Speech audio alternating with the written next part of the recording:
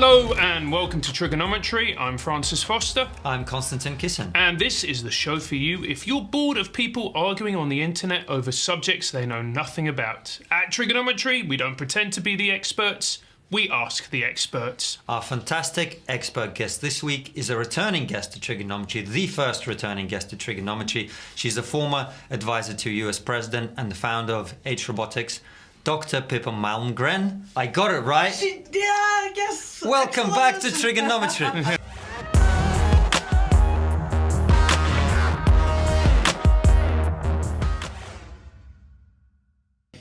Let's move on to technology. You've got a whole chapter in your book which talks about that. And like I said, last time we were absolutely fascinated by it. And you know what I was thinking? You and I met 2 years ago at Kilconomics in Ireland. Doing comedy. Well, yeah, I was doing well, you were doing the same thing, I was doing comedy. And we were chatting in the bar after one of the shows that we were on. And you were telling me about this new thing in China where they're going to have this system where they're going to track everybody's behavior and all this stuff. And I'll be honest with you, Pippa, I really like you, but I was sitting there listening to you going, she's a little bit crazy. She could be a little bit crazy. Maybe she smoked a lot of weed when she was a student. Yeah. So interesting. Yeah. I was sitting there, and then a year later, boom, it's happened. It's real. And that's what you were talking to us about last time you were on the show. What the hell is going on, and what's to come? Because now I believe you. Thank you. Okay, so let's just quickly go through what is already real. Right. If you jaywalk in, not all of China, they've only rolled it out in one city, but they're going to roll it out nationally. If you jaywalk, it clocks that you've done it because the cameras are ubiquitous now. So the facial recognition is incredibly strong. They have the most valuable artificial intelligence startup in the world, in fact, the most valuable startup in the world, called SenseTime. And it can recognize an individual out of a crowd of 10,000. And it can recognize your emotional state at any given time. So it clocks, it's you and particularly you. Next thing you know, you pick your mobile phone up and the fine for having jaywalked is already in your text messages, if not already deducted from your bank account, and your name or your government number is already broadcast on the OLED screen that's above the intersection, the nearest intersection. So you've now been broadcast to everyone nearby that you are bad and you just violated the law. Now this is important because what it does is it affects your effectively personal Uber score. The social credit system is based on the idea that you're given a score which reflects your social compliance. So if you Google stuff that they don't want you looking at, your score goes down. If your brother or your sister does it, your score goes down, right? Because Mao always said the best eyes and watchers, or it's not the government, is to get everybody to report on each other. And this is a kind of I mean, the Stasi would love this system. But it's bigger than that. Within the last few weeks, it's been announced that when you tap, swipe, and pinch on your mobile device, it's a better indicator of who you are than your thumbprint. So now, even if you're using someone else's phone, they know it's you. Triangulate that with the way you walk, it turns out your walking gait is also a better indicator of who you are than your thumbprint. So what they're doing is taking all these things and triangulating. Think about it as previously independent silos of data. Now they triangulate using artificial intelligence to pull it all together. But it goes even deeper than that. Recently, they arrested someone at a rock concert of like 60,000 people because, again, the face went by one camera, bang, it clocks. This person is wanted, and they went to the person's seat, the debit card, yep, the ticket, yep, they're arrested. I think they now have 11 million people you can buy a train ticket or a plane ticket, but you can't board it. They won't permit you. So effectively, to go outside of wherever you are. No. So they're putting you into digital prisons. So I think one of the spouses of one of the dissenters, she's like locked into a very small few block area around her house. And anytime she tries to move beyond it, the officials are alerted and the police will be right there. So she literally is stuck in a digital prison. This is basically what the technology permits. And it rewards you if you do things that are supportive of what government's interested in, and it basically penalizes you if you don't. We're doing the same thing in the West. It's just it's not government that's doing it. We have private entities that do it. We have Facebook that does it. We have Amazon that does it. We have Uber that does it. And I don't know if you saw, but there's been an announcement that there's been a deal between, it seems, Google and MasterCard. So now if I go to, I don't know, a department store and I buy this color lipstick, Google's going to know. And now they know what they're going to advertise to me. So I'm concerned about this, and I write a lot about this in my book, because imagine what we've got. It's a world where you are emitting data points about yourself all the time without even knowing it, because you've turned all the fitness apps off on your phone. But the fact is, the way you walk is revealing a lot about you, including, by the way, your cardiac condition. A lot about your health is revealed by how you walk. So this multiplicity of data points that you're throwing off, but you don't know who gets to see it. But whoever does get to see it, they know more about you than you know about yourself. And by the way, it's a two-way thing. If I'm a chief executive and I go on, let's say, this program, and I start talking about my company and I'm lying, this same facial recognition technology can identify your microfacial movements, and they know that you're lying, and they can set the algorithms to short the stock of your company as you're talking on, say, CNBC Squawk Box. So think of it as almost like a crystal ball of data points. And on the one side, it will let us conjure forth answers that will do things like solve cancer, literally. We will solve extraordinarily difficult problems by having all this data. But it also changes the balance of power between companies and customers, because companies will have so much information that I've argued, we used to have insider trading laws. We may need inciter trading laws. That if I am MasterCard now or Google, my knowledge of you is so great. Forget Cambridge Analytica. They only had 5,000 data points on 81 million people, and that was enough to begin to influence your political position. I can sell you way more than a political position. If I have more than that, I can sell you a refrigerator. I can sell you anything I want. So I think human beings are very vulnerable to this kind of power being exercised. And similarly, what kind of world do we have if people don't know how they appear? And should we have a right to know how do we look with that data slice looking at us at any given time? So in the book, I've tried to lay this out, because we have a lot of leaders who are making decisions about the landscape of our future who don't understand what I'm saying. And so they're literally missing a profound shift in humanity. Well, this is the future. I mean, this is the future of all of us, right? This is now. It's not even the future. This is nothing I'm not telling you is for the future. It is already existing right now. Jesus Christ. I'm never smoking weed again. You won't need to. Right. So, I mean, joking aside, but then that literally means if you're being tracked of every single second of every day, if they're reading what you were doing, if they can manipulate you, is that the end of free will? Eventually? So what's really interesting to me is when I was in college, I studied political philosophy, and everyone went, "Oh my God, you will never get a job. I mean, you are permanently unemployed if you study." Now we get to this, and I'm like, these are questions of political philosophy. That's exactly what this is. This is about the balance of power between states and citizens, companies and customers, between citizens. It's about the invasion of a person's free will? Absolutely. These are all core questions now. They're not tangential anymore. And the more we develop artificial intelligence, the greater this is going to be. For example, I know a guy who's building an extraordinary company.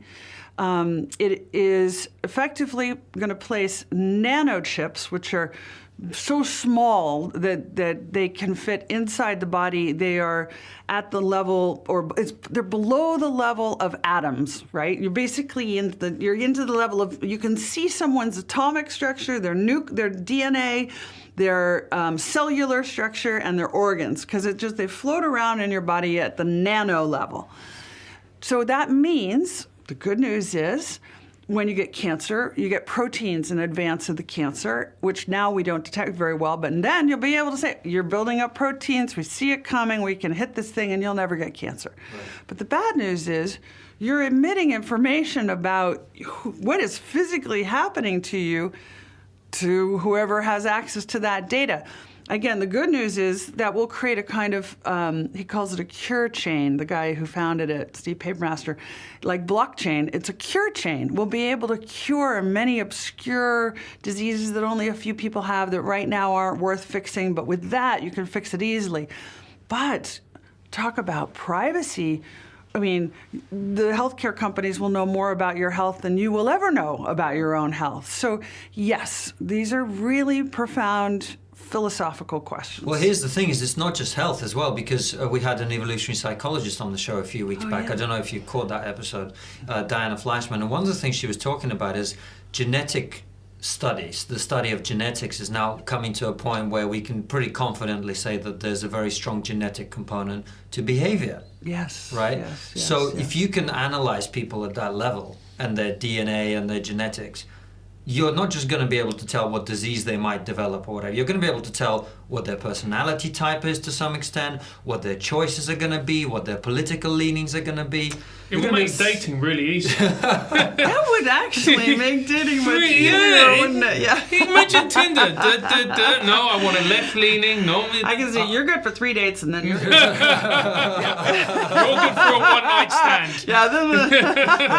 I think you're missing you're the key part of this. Yeah. I think you guys are really missing the importance. But you know what? Remember Minority Report? And there was that idea of pre-crime. Yeah.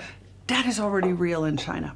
They are already using the artificial intelligence in conjunction with this extraordinary data sweep, and they are determining which people look more inclined to cut corners than others, and then to start corralling them into a corner and putting pressure to behave better.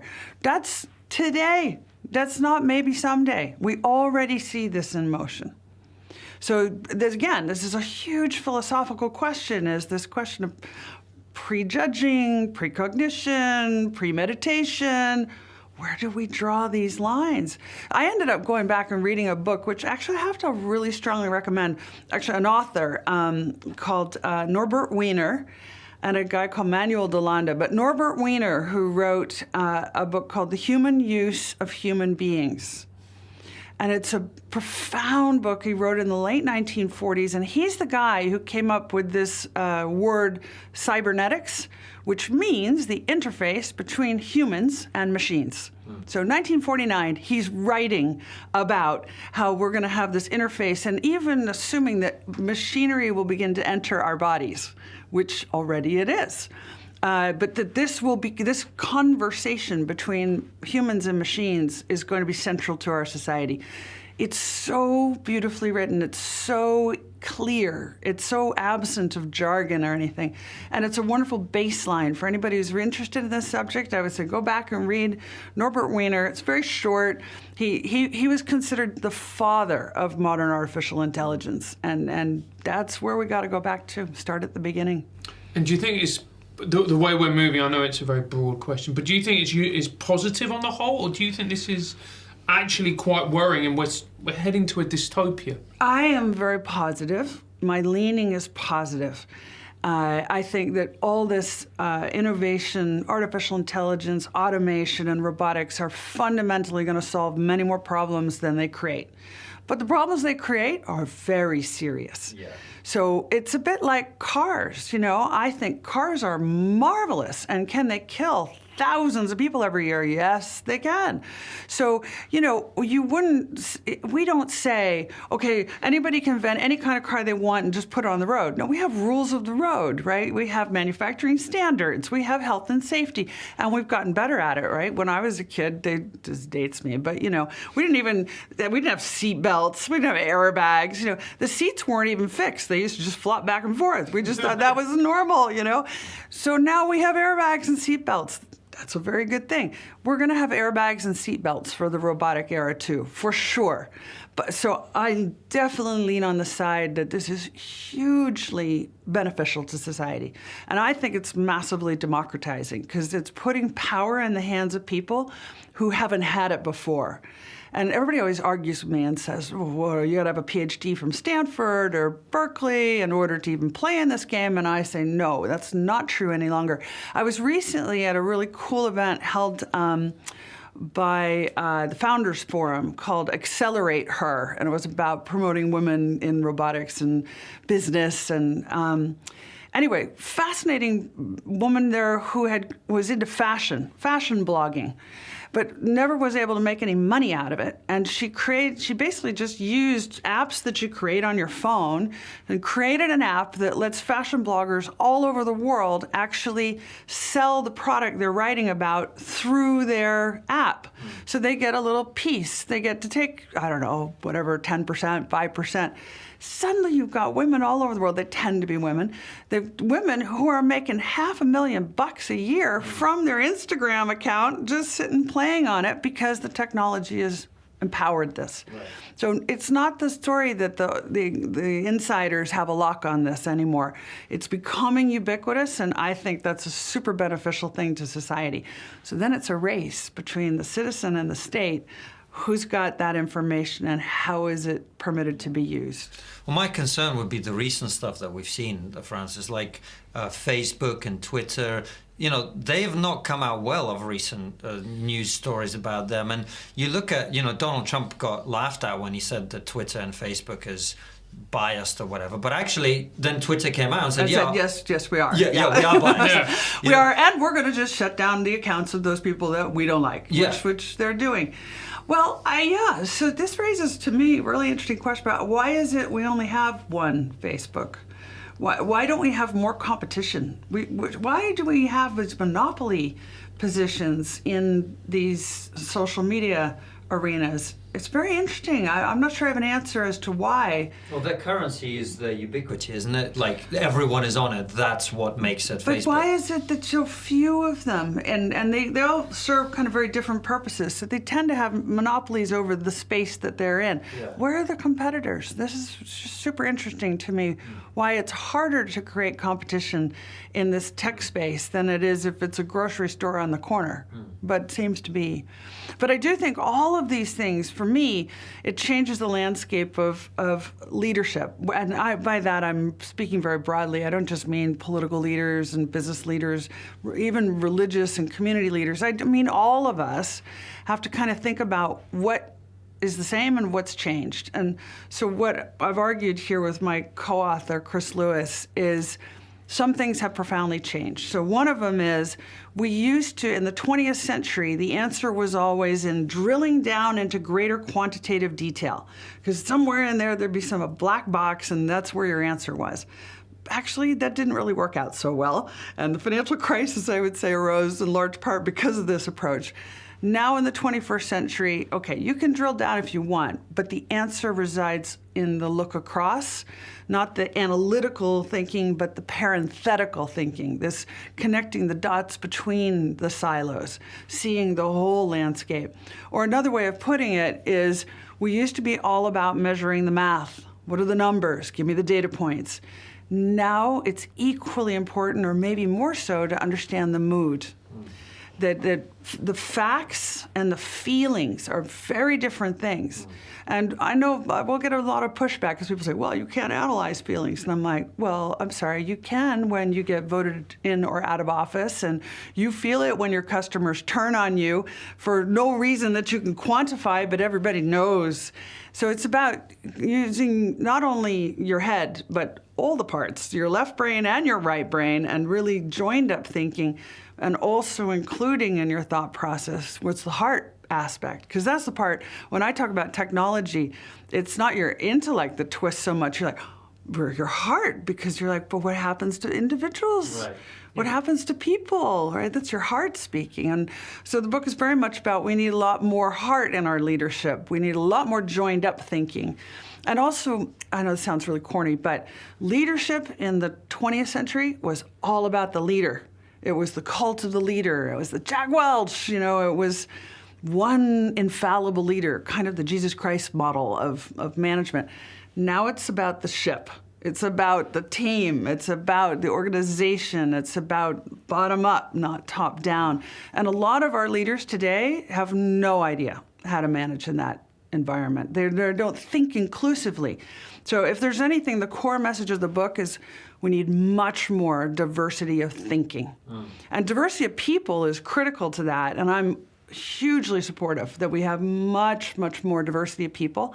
And I don't just mean gender, although that's a big push in the book, but I mean ethnicity, income background, neuroplasticity, how your brain is wired up. I mean, really a diversity of experience. But you can still have a room full of people who all look very different who go, Trump will never win. Then you have a problem. So one of the things leaders need to do is to stop focusing on prediction, because if you say Trump will never happen, that's a prediction. And instead get focused on preparedness for things that sound way out there and use scenarios to test your robustness and your agility. I was just going to say, if we just move on a little bit to virtual reality, I was at a comedy club, playing this comedy club, and one of the guys working there is sort of a graduate, and he was saying that actually in a few years' time, comedy clubs will become obsolete, bars will becoming obsolete, and that this will all go into the virtual environment. Can you see, is that a reality, or do you think people will always need to be sitting in a room together and having that emotional and physical connection? Buckle your seatbelt. Because I work in this space, because with my robotics company, we're making drones, commercial drones. One of the ways we deliver the information is through virtual reality. So our clients can put on goggles and then walk through an asset that's on the other side of the world. So if you had an avalanche at a mining site, suddenly you can be inside that mining site and viscerally feel it, as opposed to watching a video in a 2-dimension. So I spent a lot of time in this space, and it is so realistic, the brain cannot distinguish between real and virtual. I recently did a new virtual reality game that was like in a big warehouse, and I know I'm standing on a flat floor in a big warehouse, and there's nothing to bump into. And yet, at one point, I am like on the 157th floor of a building that has been blown out by explosives, and I have to cross a rickety bridge, and I'm literally like... And then I'm going, don't be an idiot. It's a floor. You're in a building. But your brain is going, you might fall. You might fall. It is so realistic. And now the real kicker, we're starting to get haptics. And this is a word everybody should look up and know. Haptics are items of clothing that permit feeling from a remote location. So haptic gloves, people are familiar with haptic gloves, so you can grab things in a video game by going like this. But now we're getting full body haptics. So let's say I go on a virtual reality boxing program. When the guy in Tokyo, who's playing the game at midnight, and I'm sitting here in London, when we go against each other in that boxing ring and he hits me in the solar plexus, I'm going to feel that, because the haptic thing that I'm wearing is going to give me that punch.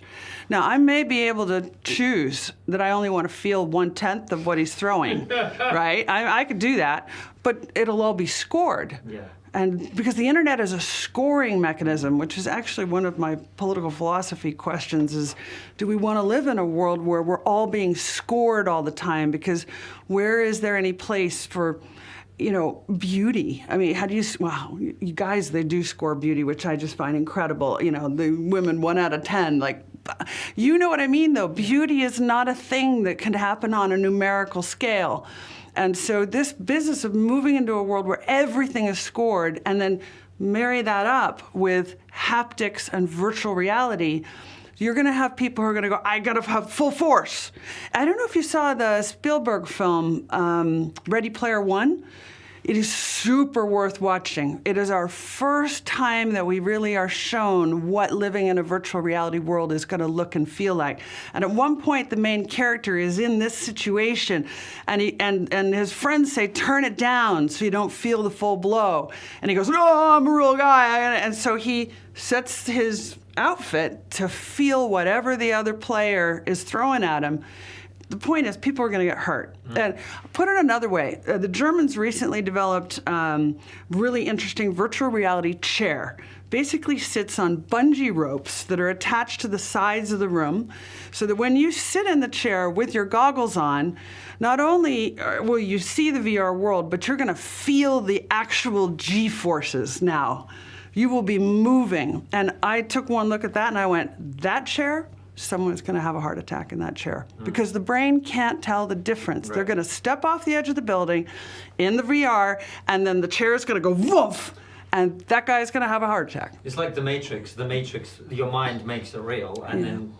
Yeah. In fact, we've even been talking with the Red Cross about torture and the need to have a new Geneva Convention on torture, because if I am given these VR goggles and I'm a victim of torture, well, if what I see is that someone's just cut my hand off, my brain is going to process as if that injury is real. You won't be able to, and if you touch me when that happens on my screen, my brain will know something has happened. They visually see what's happened. The brain starts responding to that. So I think this waterboarding will have nothing on what this can bring. And equally, even things that seem innocent, the fact that, and this is what Spielberg shows in that film, Ready Player One, that you can enter alternative worlds and live there and just stay there. You don't ever have to come back into reality.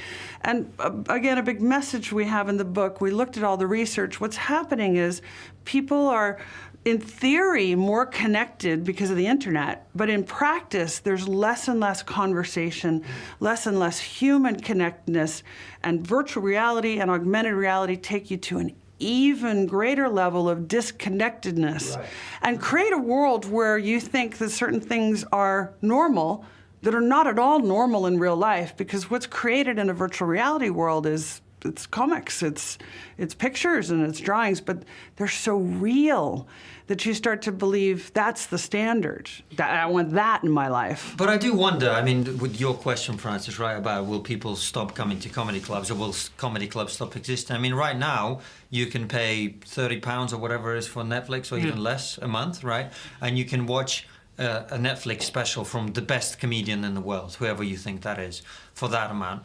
Or you can go to your local comedy night and pay that same amount twice a month, right, to go and see some far inferior comedians by comparison in person. And there are loads and loads of people. I run a comedy club where I live, right? People will come and do that. So do you think maybe sometimes we kind of overestimate or maybe underestimate people's desire to be physically doing something, physically present with others, physically connected in a space that is without screens, that is without that thing, where it's just you're right there in that moment? I think there's a market for both. And I think humans will be doing both. But I also think that it's not one or the other. Like, one thing that I'm working on right now is being able to bring augmented reality to the audiences that I speak to when I do my public speaking. And you guys will be doing the same at some stage. You'll be able to say to the audience, if you pick your phone up and point it at the stage, I'm going to show you something. And we're standing next to you on the stage is suddenly going to be a Pokemon type thing that you've chosen, an example of something that's in your comedy routine. And now you guys are creating an augmented reality experience for that audience. So it's not either or, it's going to merge more and more. But also it's a different level of risk. If I decide to come watch you guys live, of course this is an extremely risky thing for me to do, but there's a certain level of risk that you might mess up. Right. Or you might surprise me because the mood in that audience that night creates a different energy level in you guys than, right? Because your routine changes depending on the audience, right?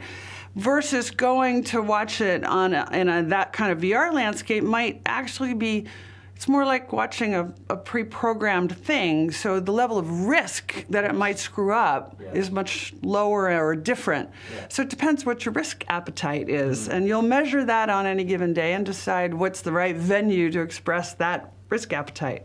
But what I do think is it's going to become so mainstream that it'll reach a point where we start finding it hard to distinguish one from the other.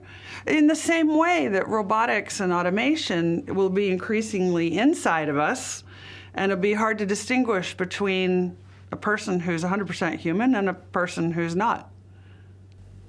We're kind of already there as well. I mean, it's also going to impact on people's mental health. Yeah, big time. Because, like you said, you know, you're going to go into these virtual reality worlds where, you know, in a sense, there are no consequences for your actions. You can always, you know, get to the end of the game, start again, whatever else. And then once you get into real life, the rules are completely different. Totally. And when it comes as well, you know, when things between, you know, relationships, sex, all the rest of it. So in the book, we talk at some length about the fact that a ever larger proportion, and now it looks like in some industrialized countries, it's heading towards 15% of males under the age of 25 have never had a relationship. Because they live so much online or are in a position where they can avoid the human interaction that they do. Which means they have no capacity to negotiate with other human beings. Because you have to learn that. You have to learn how to negotiate with other human beings. We're seeing record numbers of elderly people, I shouldn't say elderly, let's say older people over the age of 40, who are not, I don't even need to get to elderly. People over the age of 40 are not living together Right, if you're over the age of 40, you're elderly. That's it, bye-bye. I'm in that category myself. But even people over the age of 40 are not living together any longer. They are not, they may share a roof, but they don't share a life. They're not with a partner. Right. They're in a rent share space. And those numbers are going up. So the real human consequences of all this technology seems to be that it is separating us from one another.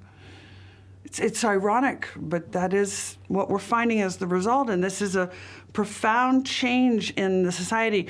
We talk about it being, it's an atomization, that people becoming more and more isolated, and they don't identify, you know, with larger groups. They feel alone and isolated, and maybe that helps account for the rise of identity politics. It feeds off of that sense of I'm alone, I'm not connected. So how weird, you're uber connected and simultaneously disconnected. And are there any remedies to this on a personal level? Like, is there something you do as a human being to kind of plug yourself back into reality in this? Yeah. And isn't it interesting that all the magnates in Silicon Valley don't let their kids have mobile devices? Right. Yeah. I mean, how interesting is that? You know, how interesting. I've heard so many of these people who work on these tech products say, basically, we're using all the techniques you use to entice gamblers. Yes. That's what's your phone. So, yeah, maybe we need to learn how to turn stuff off, switch off, actually have a conversation. And yes, that is one of the things that we recommend, the problem is people are so impatient, so they don't want to, that's just painful for them. They won't even wait 2 seconds. If a page doesn't load on the web in 2 seconds, they're gone. So one of the things we have to figure out is how to cultivate patience. There are lots of these things, but the societal impact is quite profound. Actually, there's a section, if I could be really boring, there's one page, page 228, where we made a list of all the things that have profoundly changed. So this is about the whole landscape, not just technology. Technology feeds this, but it used to be the good used to be we the people. Now it's me the people. We used to like thoughtful, clear, measured responses. Now it's Twitter at speed, it's jargon, it's emojis, it's compressed information. We used to like to study. Now it's all hacks and shortcuts. We used to like saving. Now we like spending. We used to dress up. Now we dress down. There's a whole swing. It's almost like, when Alice in Wonderland drinks and she goes through that looking glass and she's ended up on the other side of reality. Technology has done this. And I think we should be aware of this list of what it's doing to us, which is, much more profound than just put your phone down a little bit. Okay, but we have to learn how we're going to deal with a world where, free speech has been replaced by political correctness. These are super profound societal changes. And do you think this technology is encouraging a narcissistic behavior in people? Sure, absolutely. It's the rise of the selfie is only possible because of the camera. And that sense of, that's we the people? No, me the people is a person with the selfie stick. And so, technology, that's part of being atomized, that we're not connected anymore. It's me and only me, and how do I look? There's a question I've always wanted. Whenever I speak to you, I can't believe I forgot to ask that question. When you go on Google and you go, you know what, I need some new trainers, and Google's an advert for trainers comes up. Are they really listening? Or is that slight paranoia? Well, like I said, it's now in the public domain. The Google and MasterCard have a relationship and some kind of information sharing is what's implied. Pippa, sorry, I think what Francis means is your phone literally picking up what you say and then processing it in that way. Well, the answer is it's perfectly capable of doing so. Right. And many other internet things, devices in your home and in your life are doing it as well. So, for example, the Amazon Echo, it's already been subpoenaed in a murder trial as a witness. And of course, the two of you guys are like, whoa. Yeah, and by the way, it's a very good witness. It's a highly reliable witness. Well, absolutely, because it's not, it doesn't has distort. No bias. Yeah, it doesn't distort the memory in any shape or form. And I have to say, the story that I love was the guy who thought he was being really clever and left his mobile phone at somebody else's house, drove to his house, set the thing on fire, and then, petrol and gasoline everywhere, and thought he was in the clear because he just wanted to get the insurance money. And he forgot he had a pacemaker, and the pacemaker was broadcasting not only his location, but what was happening to his heartbeat as he was setting his house on fire. So this thing is, you are constantly emitting data. Back to my point, you may not even know how you're emitting it. In Sweden, companies have recently introduced microchipping the employees in the thumb. And amazingly, a lot of the employees in some of these companies are like, I'd love to do that because I don't want to have to pay for my coffee. I just want to wave my hand and I'm done. It's like magic. Yes, but guess what? Now you're like on the grid and everything you do is on the grid. So the answer is you should assume that any Internet of Things device that is in your world is perfectly capable of broadcasting not only your voice, but your physical movement within the space. Vacuum cleaners, automated vacuum cleaners are broadcasting the dimensions of the room and the human use of that space. It seems in this family, they come in to watch television at 4:45. So if you want to advertise spaghetti to these people, 4 o'clock might be a good time to hit that little reminder for them. So this is the point. I mean, again, with social media, the bottom line is if you're not paying for it, you are the product. Yeah. This is why I love doing the show. We talk about all kinds of stuff on here about men and women, feminism, everything. But fundamentally, what I love is when we do an interview and I kind of go, okay, there's some things I need to do differently in my life. Like we had Diana Fleischman on, among other things, she was talking about veganism, and she was saying that actually it's very difficult to be vegan, therefore that if you want to reduce the quantity of suffering that you cause and the number of deaths, you've got to start eating the biggest possible animal. Does that make sense? Because there's like a year's worth of meat in a cow. Yes. And if you eat chicken, you're going to basically be killing another creature every couple of days. So I pretty much don't eat chicken now after that conversation. I eat, beef and whales and whatever. You're such a good person, Constance. I am, mate. That's me. I'm woke as hell. I'm so woke I can't sleep. And that's what I love about this. Is like it's fascinating. It's terrifying. I think it is absolutely terrifying what you're talking about. It's also very encouraging that there's going to be this ability to resolve all these problems, to fix these cancer, whatever else. But I mean, I just think we've got to be really careful. I also think, there's an element there where there is a part of me that's going, yeah, but we still have that need for personal contact. There's going to be some kind of pushback against all of this. There's going to be some kind of feeling like, actually, no, we want to get together. We want to be physically in the same. Like, look at us. People will listen to an hour's interview. Yeah.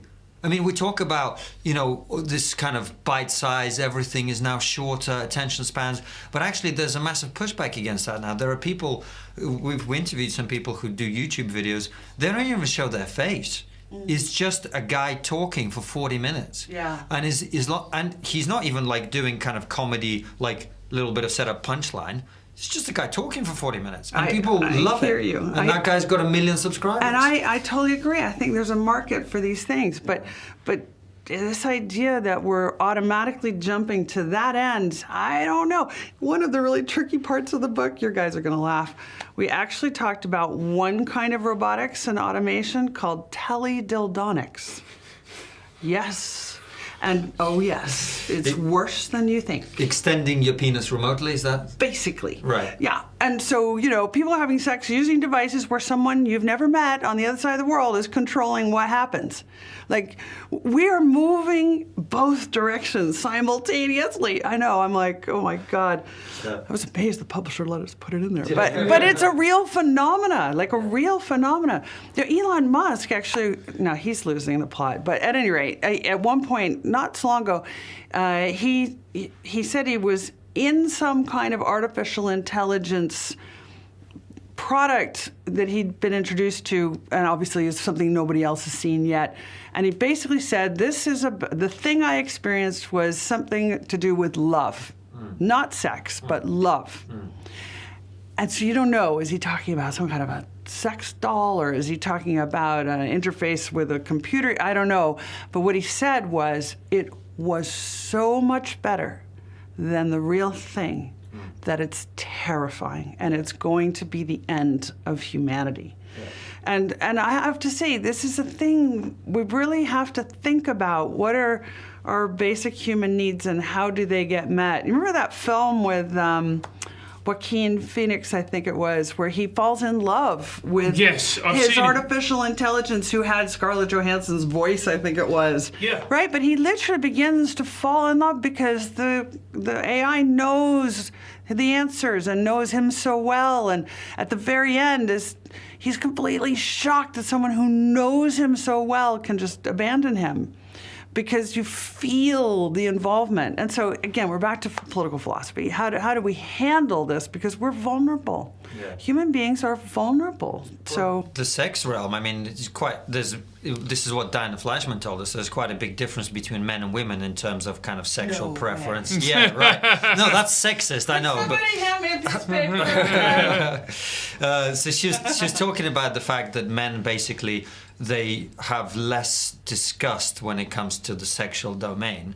So that means men, as we all know, tend to be more adventurous and more kind of, right? So if you're a man in this new, brave new world, and there's stuff that you want to do sexually, right? Well, why would I meet a real woman and have to like negotiate stuff and like dinner, right? But not even dinner, but like I can do what I want as opposed to what we both agreed to do, right? And all this other stuff. And yeah, why would you meet a real woman in that situation, right? I mean, theoretically, at least, that's kind of where this is headed. No, although this seems like a narrow thing we're sidelining into, this is so fundamental to the human condition. There's a writer who I think is really interesting, like a California guru called David Data, and he writes about sex and what makes sex really good. And he says there are really three kinds of relationships. There's the one where one person is saying, I want, And that's what you just described. I want. And they're all about imposing what they want. They just need another person to do it. Yeah. Then there's the I want, but I know you do too, so let's negotiate. Right. And it's transactional. Even if it's elegantly transactional, it's still, I'll take you out to dinner if da-da-da-da, you know. But love is I choose to love, and it's unconditional. And my interest in loving you is for your individuation as a human being. You know, that's, how do we get more of that when we're in this environment? That's a really interesting question. And in this book, we dance a little around it, but we kind of say really good leadership has love. I mean, now that just sounds so corny as to be ridiculous, but in the context of what we're saying, you begin to understand love, the care for the well-being of other human beings, now is a fundamental issue for all of us. We have to think about what's happening to people with a heartfelt perspective. But doesn't it also come down to gratification and instant gratification? Because if you go into a computer game, you can be a black belt martial artist in 4 different disciplines just by switching it on. But the reality is, in life, if you want to be that takes, 15, 20 years, constant discipline, eating right, and the same with love. Love is incredibly hard. It means going and meeting lots of different people. It involves rejection. And then, you know, it involves compromise. Maybe for you, mate. Maybe for you. Yeah, I did. Yeah, I did. But it's surely, it's because life, it's fucking hard. And well, and not only that, but again, virtual reality world, it's really interesting because now there have been computer games where you have people who are winning who don't fit what that model is. So you could have a 50-year-old African-American woman emerges as the champion in a virtual reality world, where in a physical world, she wouldn't win that fight, but she can win it online. So and in virtual reality. And the other thing is, you know about the marshmallow test? No. So I think it was Harvard University, but I can't remember. But anyway, the marshmallow test was, they took little kids, 5, 6 years old, and said, and left them alone in a room and said, if you don't touch the marshmallow, we'll give you 3. Yeah. And they left them for 20 minutes. And the ones who weren't able to wait 20 minutes and ate the marshmallow versus the ones who waited. The ones who waited had much better human skills, an easier life. They had higher achievement levels. The people who can't wait, their achievement levels are not good. Their empathy and capacity for connection is not good. We need better performance on the marshmallow test as a race. Humanity needs to do better at the marshmallow test. And the problem is all this technology is pushing us in the other direction. So how do we make choices that balance it out? Because otherwise we may end up in a, you know, you said is a dystopian. We could end up in a dystopian place, but I don't see that we have to, but we could. Well, on the subject of impatience, our time, I'm afraid, is up. So coming back, as always, to our final question, what is something that we're not talking about? We've talked about all kinds of interesting things today. What is something that we are not talking about that we ought to be talking about? Oh, well, gosh, so I should have asked me at this beginning because then I would have thought about it. But well, I don't know. I still think all of the stuff we've talked about just now we're not talking about. We're not talking, I think, look, in my world, in financial markets and stuff, really everybody is just preparing for catastrophe all the time. And I don't think we're talking enough about what about if all of this technology, all this stuff works, and we end up in a world where we can solve any food shortages. I already know technology that can do this, so I think we're there. How do we deal in a world that doesn't have any scarcity? It has ubiquity. That's a really interesting question. And I think we're moving towards a ubiquity world more than a scarcity world, but with all the problems that we've talked about. So to me, that's the interesting thing we're not talking about, a ubiquitous world, not a scarce one. All right. Well, if you've still not left the internet after that interview, not destroyed all your mobile devices in one big house fire, follow Pippa, Dr. Pippa Malmgren, on Twitter at Dr. Pippa M. Buy her book, The Leadership Lab, which is coming out on October 4th. October 4th in the UK and the 28th in the US. 28th of October in the US. Get the book, it's going to be fantastic. And as always, follow us at TriggerPod on Twitter, on Instagram, on Facebook. Obviously, subscribe to this YouTube channel if you're watching it, and click that bell button right next to the subscribe button, which makes sure that you get the videos as they come out and you get notified. Anything else, Francis? Yeah, don't smoke weed whilst you're watching this episode. You know, I feel like I need to smoke some weed just to calm down after the mind-blowing of this episode. Yeah. Listen, Pippa, it's been so great to have you. Thank you so much for coming on. Yeah. It's been an absolute pleasure. Brilliant. All right. See you next week, guys. Thank you. Bye. Thanks for watching, guys. As always, subscribe to the YouTube channel, click the bell button next to the subscribe button so you get notified when a video comes out, and follow us on all the social media at TriggerPod. And also leave us a nice review on iTunes and spread the word.